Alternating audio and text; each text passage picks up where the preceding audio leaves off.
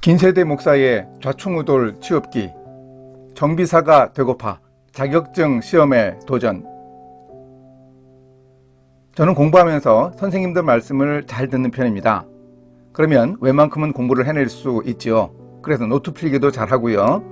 학교 입학해서 처음에는 잘 알지도 못하는 내용을 필기했는데 2주쯤 지나고 나니 교수님들마다 자동차 정비 기능사 자격증을 취득하면 좋다고 이야기하시는 겁니다. 필기시험을 합격해오면 실기시험에 합격할 수 있도록 학교에서 도움을 줄 수 있다고 하기도 했습니다. 한 교수님은 자동차 정비 기능장 시험까지 4단계의 필기와 실기 총 8번의 시험을 첫 번 도전에 다 합격했다면서 100점이 합격 기준이 아니고 60점을 넘으면 되는 시험이라고 독려하셨습니다.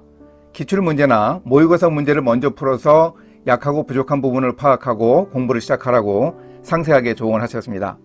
한 교수님은 지나가는 말로 자격증을 따기 위해 공부하면 자동차 정비에 대해서 배우는 학교 공부에도 도움이 될 거라고 하셨습니다. 제가 이 이야기에 솔깃했습니다. 제가 생소한 학교 공부도 따라가기 힘들면서 이 자격증 시험에 관심을 가졌습니다.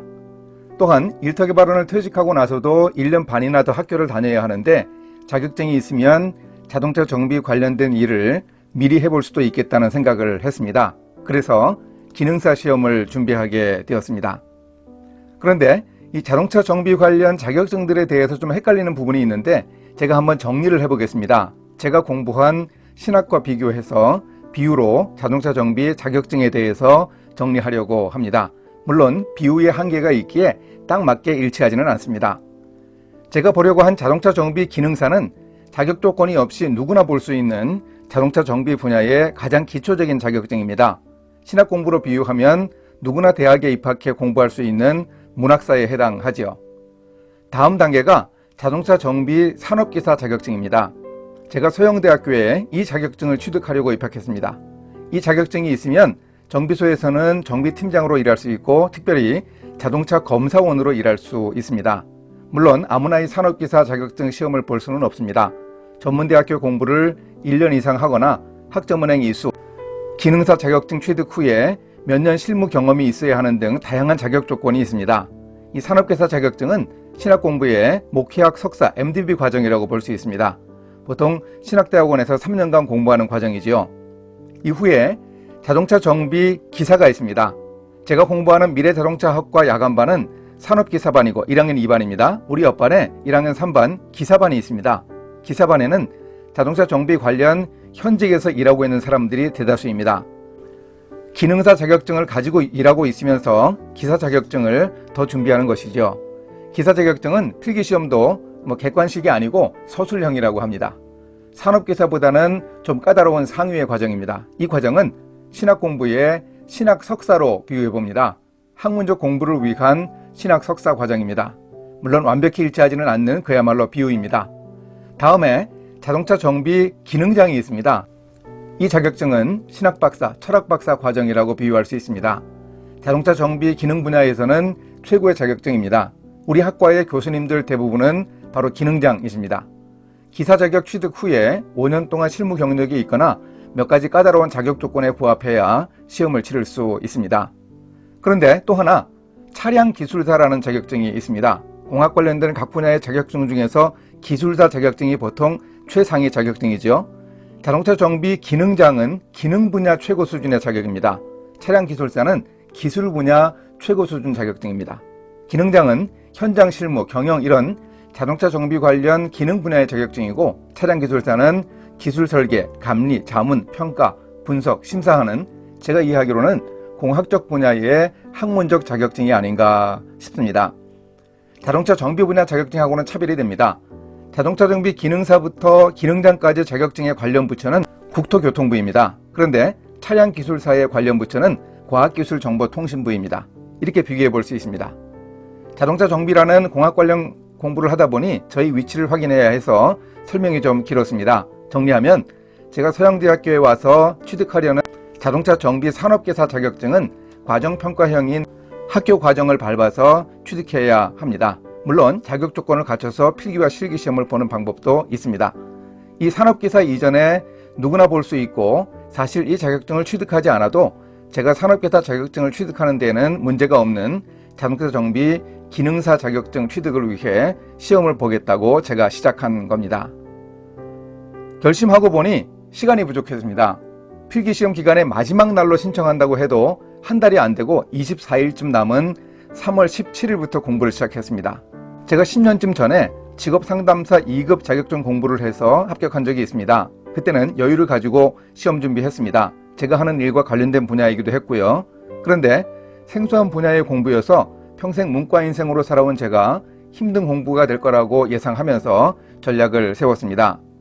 제가 익숙하게 보던 출판사의 교재를 사서 자동차 정비 기능사 필기시험을 준비했습니다. 수험서에 처음부터 보는 것은 엄두가 나지 않았습니다. 도저히 그렇게 공부할 수 없었습니다. 학교 공부 출석해야지, 과제 제출해야지, 주중에 3, 4일은 집중해서 묵상 유튜브 영상 7개 만들어야지, 주말에는 설교 준비해야지, 시험 공부할 시간이 절대적으로 부족했습니다. 수험서 뒤에 7회에 걸친 모의고사 문제가 있었는데 그걸 먼저 풀었습니다. 먼저 시험을 치러보고 풀이 과정을 확인하면서 외웠습니다. 1회 첫 시험을 치르니 60문제 중에 딱 30개, 절반을 맞추었습니다. 36개를 맞추면 합격이니 그리 기초지식이 모자라지는 않은 편이었죠. 나중에 그 이유를 설명해 보겠습니다. 2회, 3회 계속 공부하면서 시험을 치르다 보니 조금씩 늘어서 33개, 36개, 41개, 38개도 맞았습니다. 그런데 다음 회차에 28개밖에 못 받으면서 불안했습니다. 마지막 모의고사는 37개를 맞으면서 이것 될까 싶었습니다. 컴퓨터 활용 가르치는 교수님도 모의고사를 40개 중반은 넘게 맞아야 여유가 있겠다고 이야기해 주셨습니다. 결국 시험 전까지 3번 모의고사를 반복해 풀 수 있었습니다. 문제를 풀면서 문제 해설에서 제시하는 이론 부분은 교재 앞으로 가서 개념 확인하고 설명을 보면서 이해하려고 노력했습니다. 핵심적인 내용들 잘 설명되어 있어서 중요한 내용을 외우고 또 외웠습니다. 잘 이해가 안 되면 인터넷 검색을 하거나 AI에게 질문하니 상세하고 또 그림으로 때로는 동영상으로도 설명하는 부분이 있어서 그것들을 잘 참고했습니다. 챗GPT에게는 시험 직전에 최근 경향 반영한 CBT 모의고사 문제 60개를 정답과 해설까지 포함해서 내달라고 해서 2번 모의고사를 보기도 했습니다. 첫 번째 낸 모의고사는 문제가 너무 쉽고 계산 문제가 거의 안 들어있어서 한 번 더 요즘 출제 경향 반영하고 난이도를 중상 정도로 해서 다시 문제를 내라고 요구했습니다. 그랬더니 두 번째는 꽤 어려운 문제여서 40점도 못 받았습니다. 공부를 하면서 제가 가장 신경 쓰고 열심히 한 방법은 등하굣길에 제가 정리한 내용을 외우는 공부였습니다. 우리 집이 학세권이고 승용차로 가면 30분밖에 걸리지 않는다고 했는데요. 대중교통으로 가면 꽤 시간도 걸리고 복잡합니다. 마을버스로 경의중앙선 100마일에 가서 월렁역까지 간 후에 다시 마을버스로 학교까지 가야 합니다. 2번 환승에 배차 시간이 잘 맞으면 1시간 5분 10분 정도 걸렸습니다. 배차 시간이 15분 20분 정도니 안 맞으면 1시간 50분이 걸린 적도 있습니다. 그런데 시험 공부할 때는 정말 좋은 등하굣길이었습니다. 3주 정도 제가 거의 대중교통으로 등하교했습니다. 이 방법 꽤 좋습니다. 등굣길만 조금 여유있게 출발하면 차가 안 와서 오래 기다리는 스트레스가 전혀 없습니다. 밤에 늦게 집에 오는 것도 문제 없습니다. 어차피 집에 일찍 와도 공부해야 하니 전철이나 마을버스 안에서 또 기다리면서 꾸준히 공부할 수 있었죠. 집에서나 학교에서 앉아있을 때는 문제들 풀면서 계속 정리를 했습니다. 외워야 할 내용을 등하교하면서 집중적으로 외우는 겁니다. 그런데 외워도 또 잊어버리고 그렇게 많이 반복해서 외운 거 또 며칠 지나면 다시 새롭고 또 틀리고 정리한 외우기 자료를 계속 업데이트해서 수십 장이 되었습니다. 지난 거 빼놓고 다시 정리하고 또 외우고 외웠습니다. 계산 문제는 어떻게 그렇게 공식 외우면서 반복해도 또 틀리고 모르겠는지요.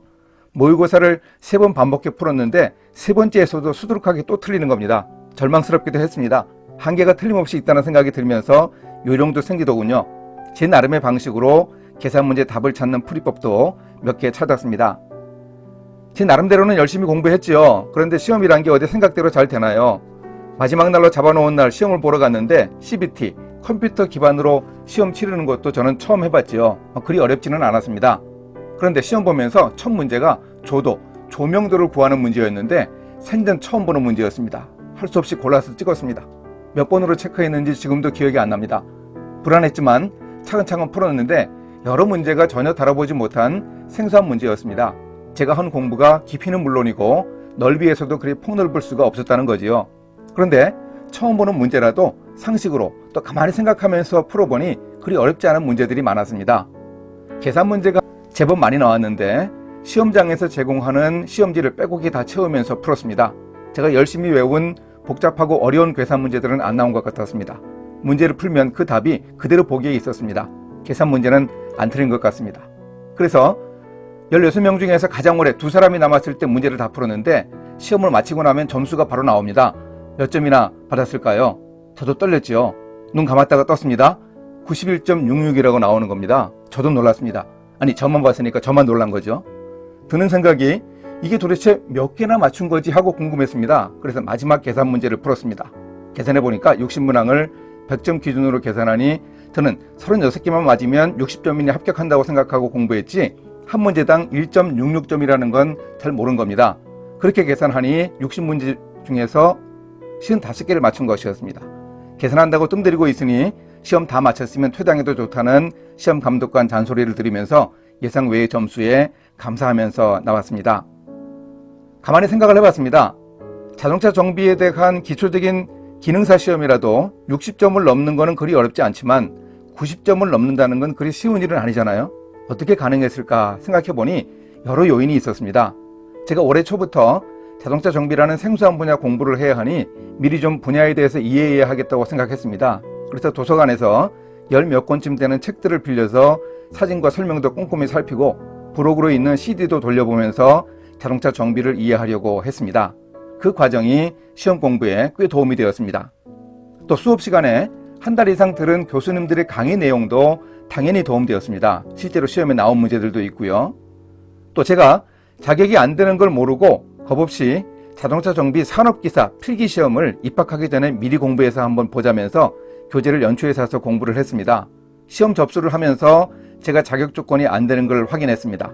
오랜 시간은 아니어도 각 과목의 앞부분을 공부한 것도 조금은 도움이 되었겠습니다. 이래저래 여러 가지 일들이 자동차 정비 기능사 필기시험에 도움을 주었으니 감사했습니다. 그런데 자동차 정비 기능사가 필기시험 합격만으로 되는 게 아니고 실기시험을 치러야 하는데 5월 31일부터 6월까지 치르는 시험이니 시간은 좀 여유가 있었습니다. 그런데 필기가 아닌 실기시험 4시간이나 시험을 본다는데요. 그 시험은 합격할 수 있었을까요? 다음 영상에서 알려드리겠습니다. 감사합니다.